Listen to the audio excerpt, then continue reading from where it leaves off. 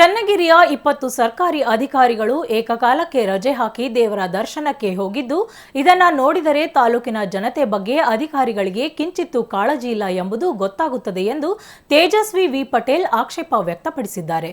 ಘಟನೆ ಕುರಿತಂತೆ ತಹಶೀಲ್ದಾರ್ ಯರಿಸ್ವಾಮಿಗೆ ಪತ್ರ ಬರೆದಿರುವ ಅವರು ಪತ್ರದ ಪ್ರತಿಯನ್ನ ಜಿಲ್ಲಾಧಿಕಾರಿ ಹಾಗೂ ಹೊನ್ನಾಳಿ ಉಪವಿಭಾಗಾಧಿಕಾರಿಗಳಿಗೂ ರವಾನಿಸಿದ್ದಾರೆ.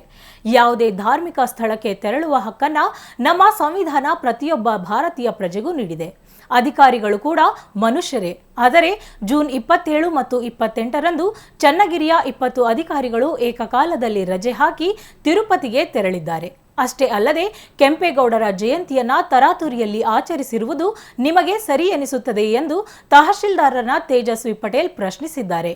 ನಿಮ್ಮ ವಿರುದ್ಧ ಬಹಿರಂಗವಾಗಿ ಪ್ರತಿಭಟನೆ ನಡೆಸಬೇಕೆಂದು ತೀರ್ಮಾನ ಮಾಡಿದೆ.